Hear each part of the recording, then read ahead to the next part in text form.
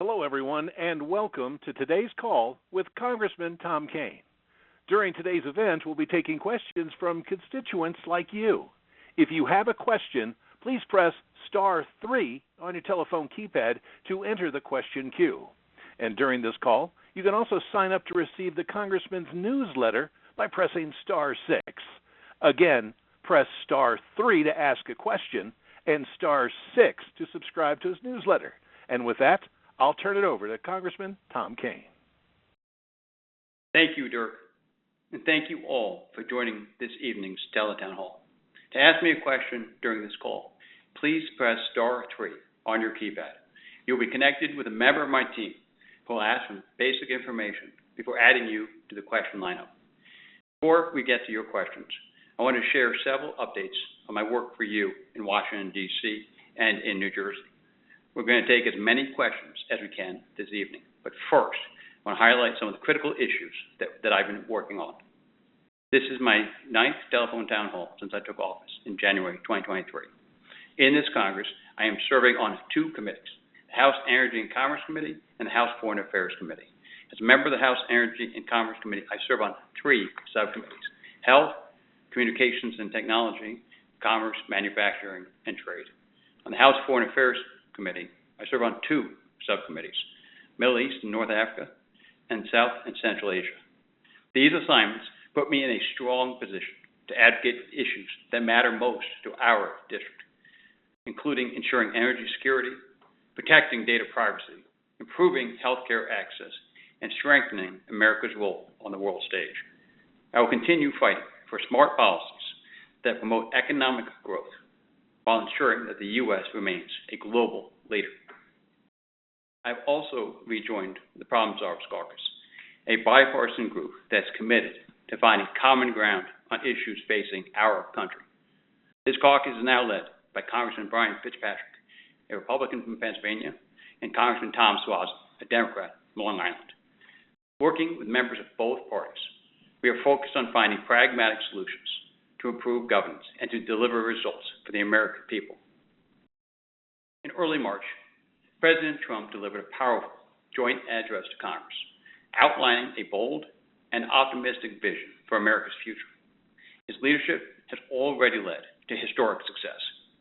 Our borders are finally secure, illegal crossings have plummeted, and law enforcement is empowered to keep our communities safe. The economy is booming, with over $1.7 trillion in new investments and a resurgence of American manufacturing. On the world stage, America is once again leading with strength, freeing hostages, eliminating terrorists, and pushing for peace. And here at home, President Trump is restoring common sense, protecting fairness in women's sports, safeguarding children, and eliminating divisive DEI policies in this government.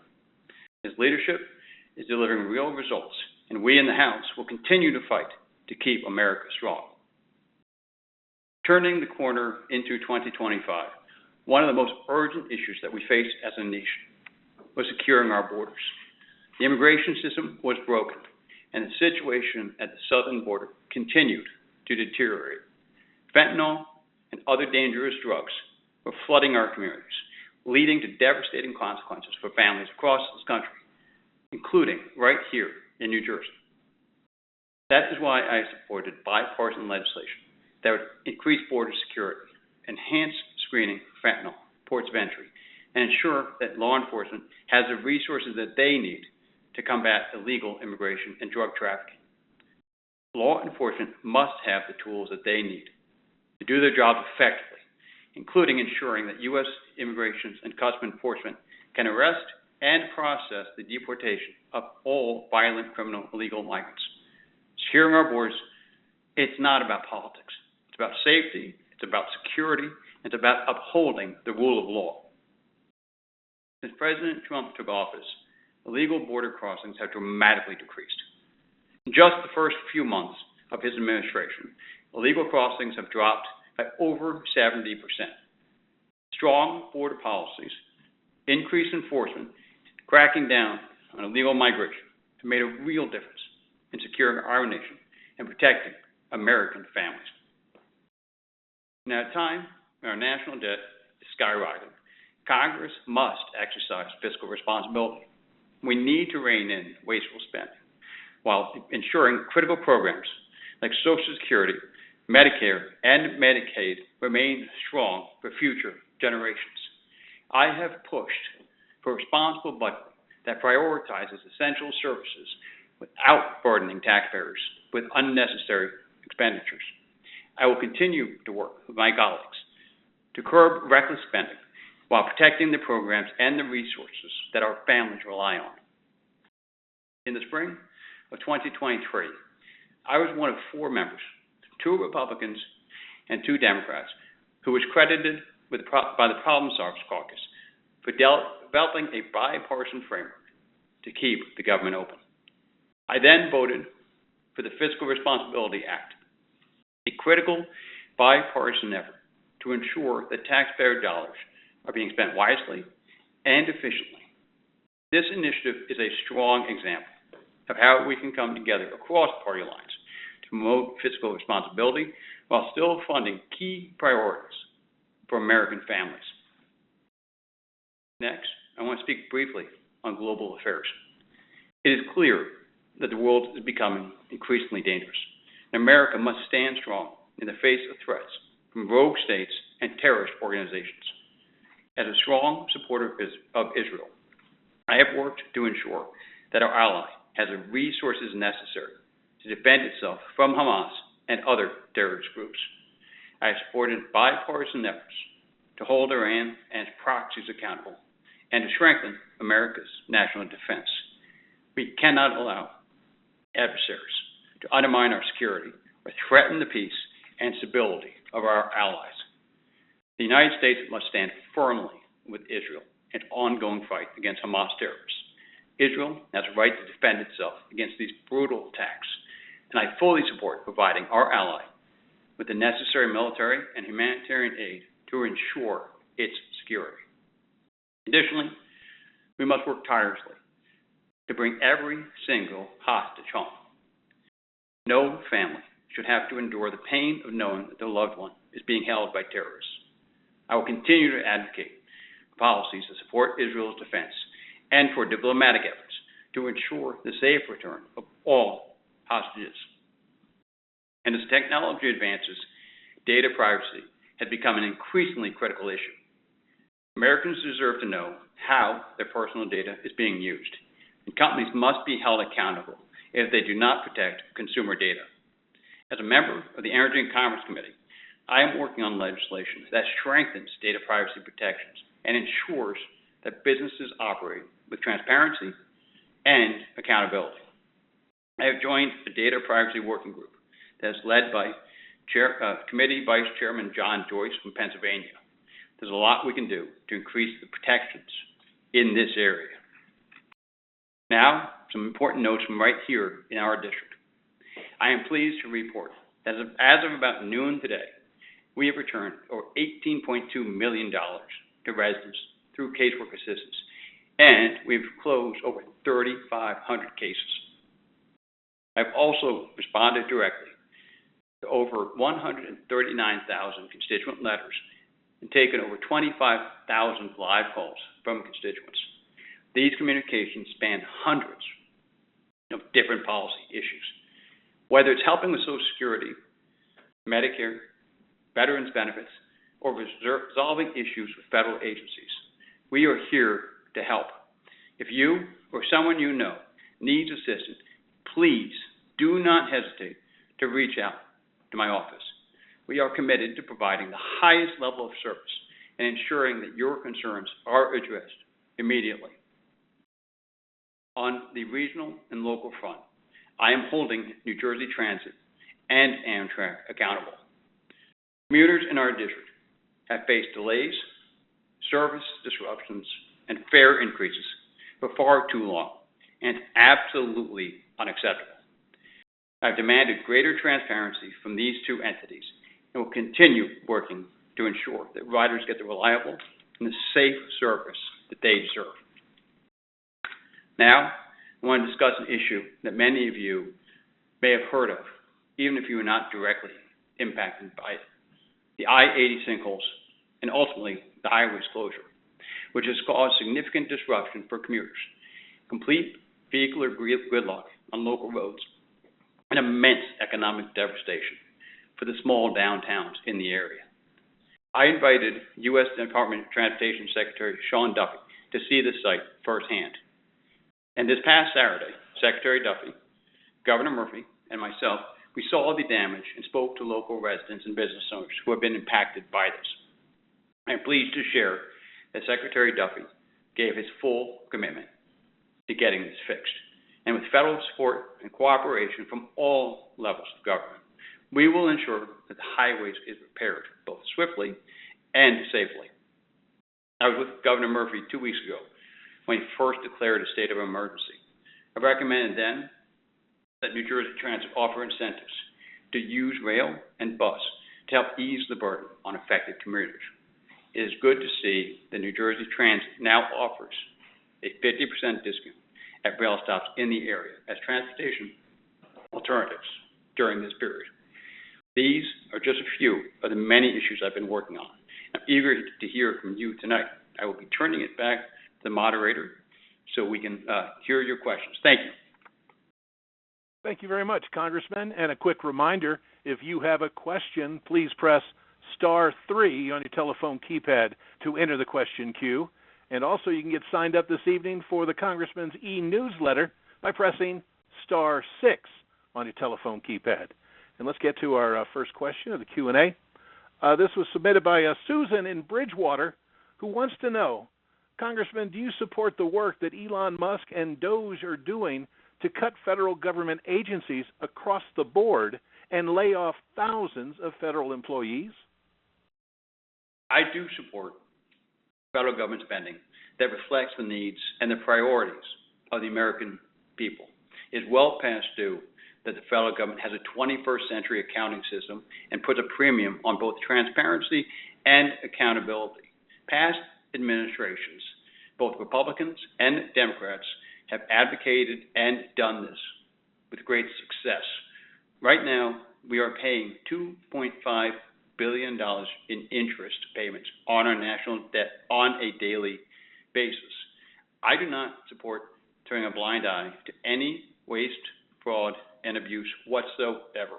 We need to make sure we also are protecting Medicare, Medicaid, and Social Security for their intended beneficiaries.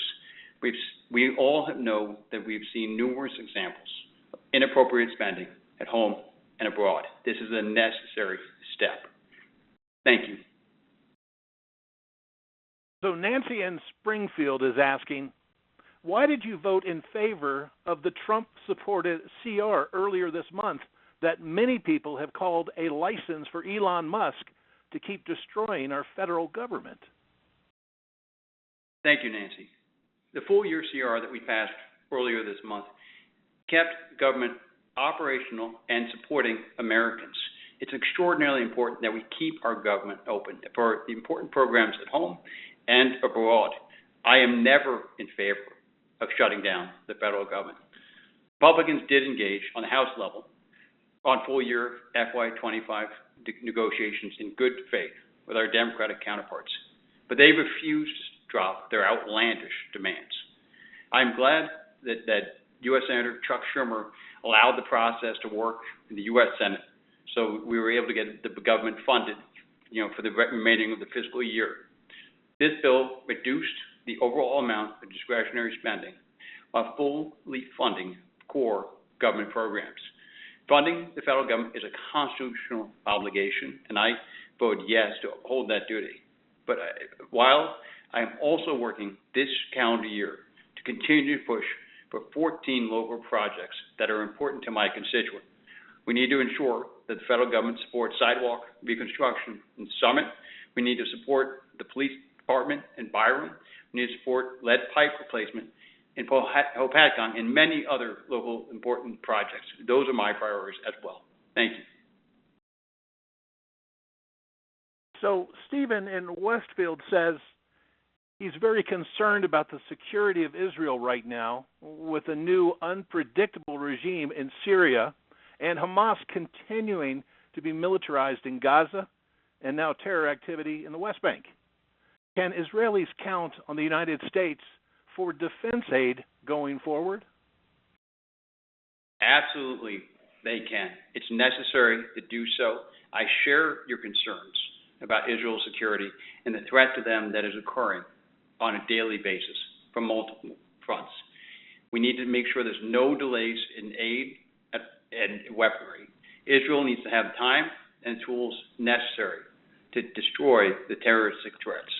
We also need to make sure that we return the hostages who are still in Gaza. And Israel cannot continue to face ongoing terroristic threats right next door to them.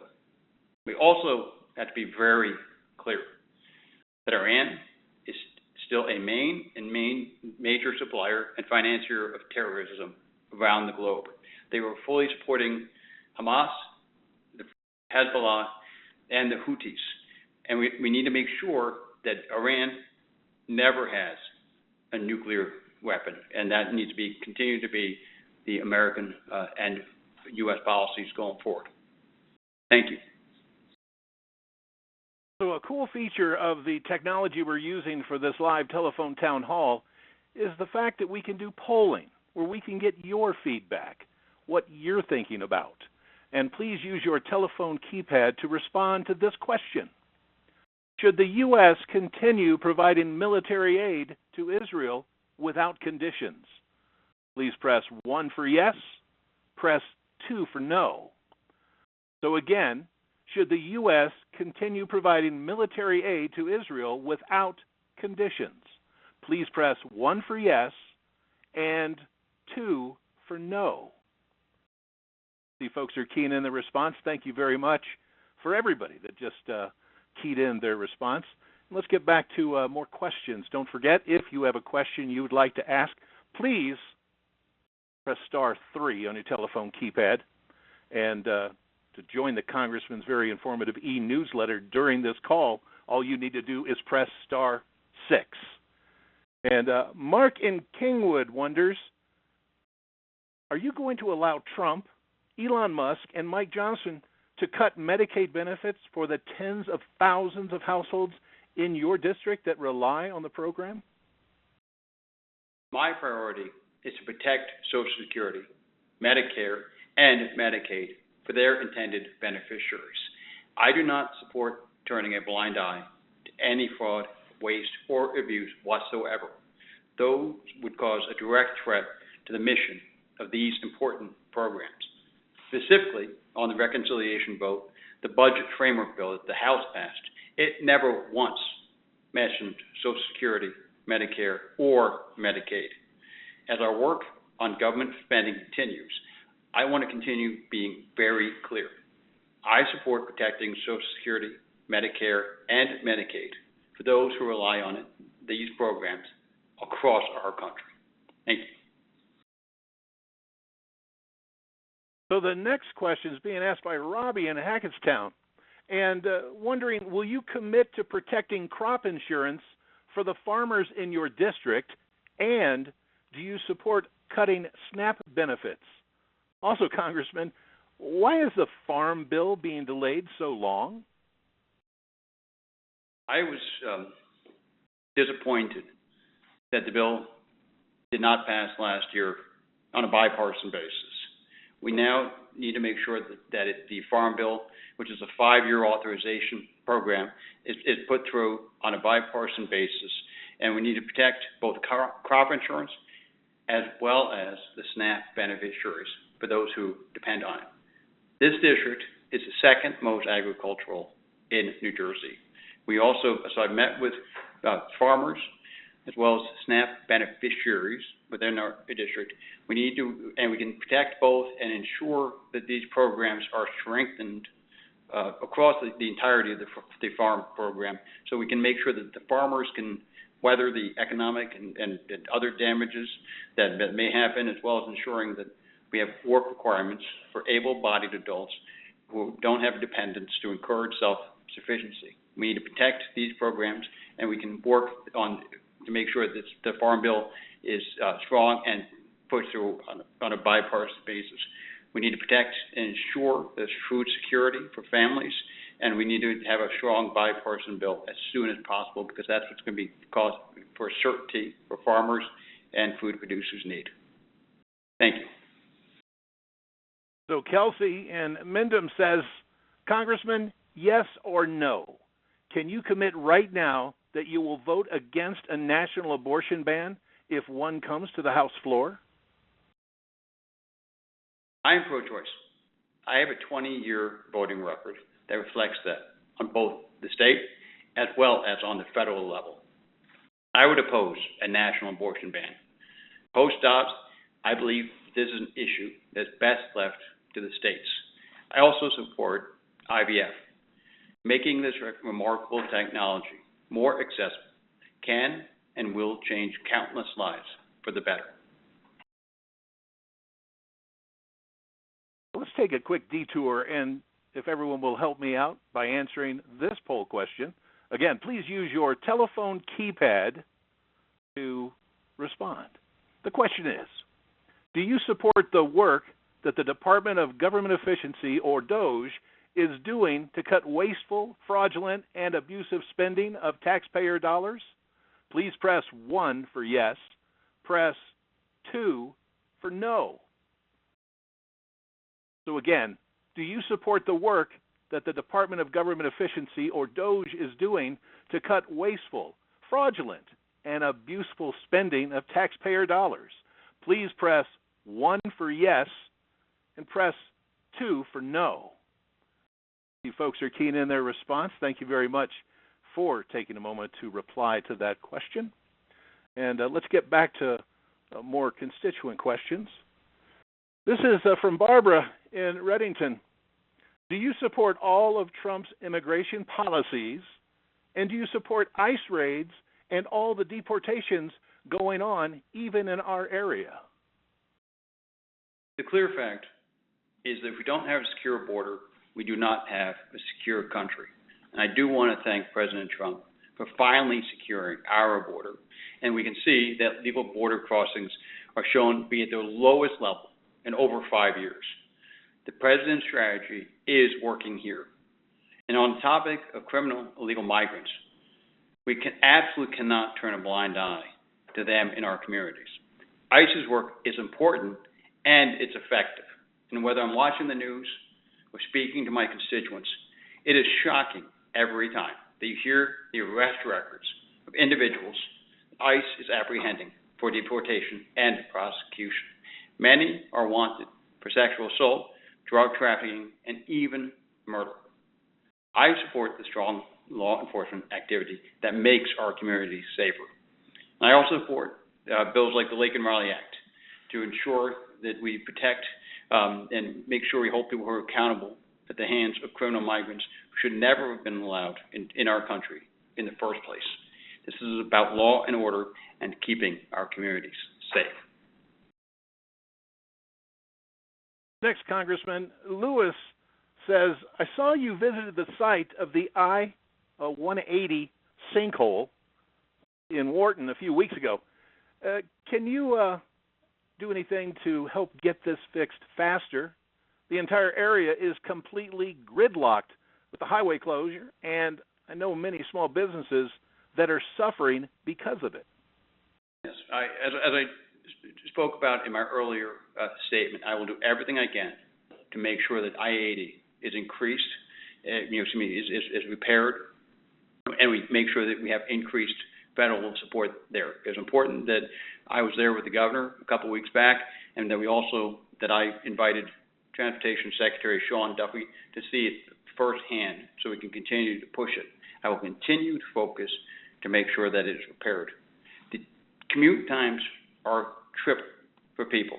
It's hurting small businesses like the local diners that Governor Murphy and Secretary Duffy and I toured. This is impacting small towns along these routes.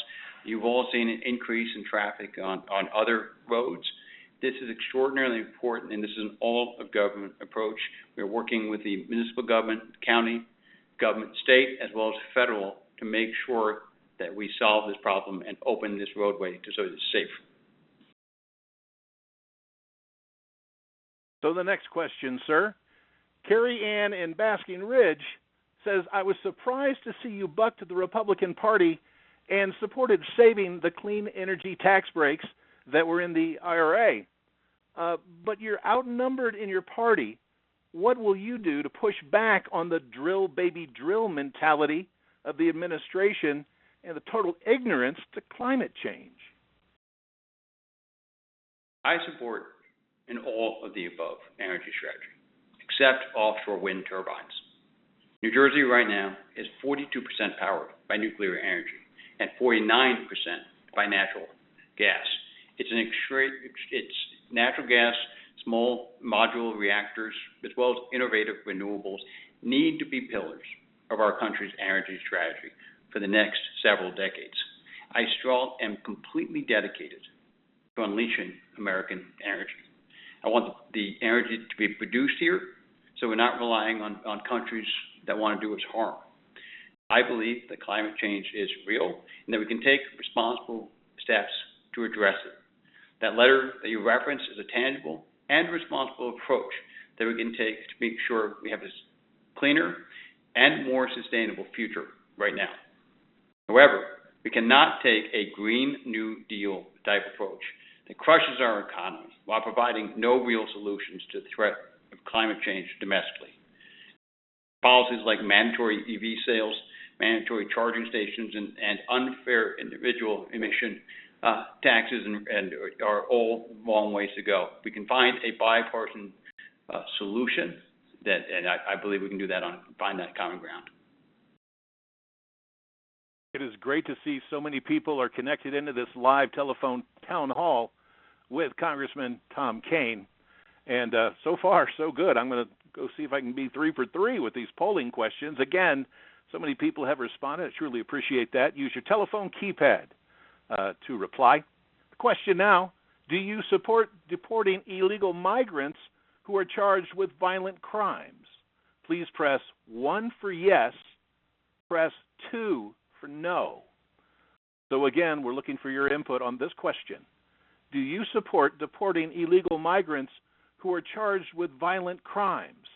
Please press 1 for yes, press 2 for no. I see folks are keen in their response. Thank you very much for participating. And now let's get back to questions. Don't forget, if you have a question on your mind, please press *3 to enter the question queue and get signed up during this event by pressing *6. Get enrolled in the Congressman's very informative e-newsletter. And now we've got a question here from Paul in Summit. What specifically have you done in Congress so far this year to get our SALT deduction back? Thank you, Paul. This is an issue of affordability and fairness.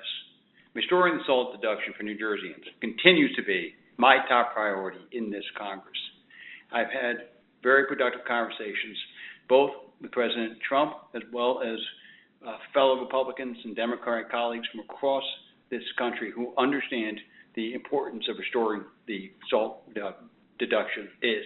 Last year, I was the only New Jersey member of Congress who voted against a tax package that, because it did not include SALT restoration. People know that we need to find that common ground, and I've been working with as a leader in the SALT caucus in this region as well as across the nation to find that common ground to make sure we restore it. It's hugely important for fairness as well as affordability in New Jersey. So next up, we've got a question from Michael in Rahway. And he says, Congressman, you used to be a big supporter of Ukraine, like many of us. You used to not want to see Russia take over Europe. What are you doing now to get Trump to support Ukraine and not let Russia take over Europe? First, I want to be clear that the last administration was incredibly weak in their approach on this issue. Putin invaded due to Biden's weakness, and then the support for Ukraine that was necessary was often not timely and not sufficient from the Biden administration. I have long supported and continue to support Ukraine in its defense from the illegal Russian invasion. In fact, I've been sanctioned by Vladimir Putin because of my strong support for Ukraine. Putin is a war criminal. We, as a country, have always advocated for peace. And President Trump and others are working towards that long and swift peace right now. I personally met with Zelensky, both here in Washington, D.C. and Kyiv, as well, and President Zelensky is working with President Trump and this administration, hand in hand, to execute a peace deal. There are active negotiations that are going on right now. Russia has completely failed in its war against Ukraine. And that's credit to the Ukrainian warfighters who are on the ground, well as hundreds of billions of dollars of U.S. military aid. Now is the time to make sure we have lasting peace in Europe. So let's see if we can go 4 for 4. Here's another poll question, looking for everybody that's on the line with us to use their telephone keypad to respond. Question is, do you want Ukraine and Russia to come to a peace agreement to end the war as soon as possible? Or should the United States increase its military support to Ukraine so they can sustain their war effort? If you're looking for a peace agreement now, please press 1. Sustain Ukrainian war effort, please press 2. So again, the question, do you want Ukraine and Russia to come to a peace agreement to end the war as soon as possible? Or should the United States increase its military support to Ukraine so they can sustain their war effort? If you're looking for a peace agreement now, press 1. To sustain the Ukrainian war effort, press 2. The folks who are responding, thank you again for taking the time to do that. Back to another question here. Congressman George in Sparta, do you support allowing Medicare to negotiate drug prices to lower costs for seniors, like what was in the Inflation Reduction Act? Or what do you support to prevent big pharmaceutical companies from making excessive price hikes? There is one initiative that I have championed in the House that I'm confident would have a positive impact on lowering drug pricing in our country. And that is to get rid of the PBM middlemen that are ripping off manufacturers and customers alike. PBMs are pharmacy benefits managers. In an Energy and Commerce Health Subcommittee hearing late last month, I asked the panel witnesses some direct questions on this topic. They were local pharmacy managers, and the response was time and time again that PBMs are one of the largest obstacles to lower drug prices in our country. Fact of the matter is that each and every one of us are affected by drug prices that are at one time or another in our lives. We need to work together in a bipartisan way to get real and lasting results in this space. We need to have more transparency and more innovation. We're going to find the necessary cures and treatments, as well as reduce the price at the pharmacy counter. We need this important reform this year. So, Congressman, that looks like all the time we have for Q&A. I do want to make sure, though, that we give you a little bit of time to provide us with some parting words or closing remarks, if you will, please. Thank you. Thank you all again for joining us. And thank you for the great questions. I hear your concerns about issues that we are taking up in Congress, like government spending, like protecting Israel, immigration, and law enforcement. I hear your concerns about the state of affairs across the world. These are all very important. I also would like to continue hearing your thoughts on new and emerging issues, such as artificial intelligence, data privacy on popular digital platforms. I support Medicare, Medicaid, and Social Security. I'm happy that this is the now 9 town halls that we've hosted were so productive. I keep your questions, your feedback, and your ideas in mind in this job every day. I will continue to keep them in my mind as another way to keep connected as we work together on your behalf in Washington, D.C. Your priorities will always be my priorities when I'm in Washington, D.C. or at home in New Jersey. Thank you, and stay safe. Thank you, everybody, for taking part in today's telephone town hall with Congressman Tom Kean. If you'd like to stay up to date on the Congressman's work, you can follow him on Facebook using the handle @Congressman Kean. And at this point in our call, to get subscribed to the Congressman's informative e-newsletter, just stay on the line and leave us your name and email address after the tone. Thanks again for joining us. We do hope you stay healthy and safe, and have a great evening. Goodbye, everyone.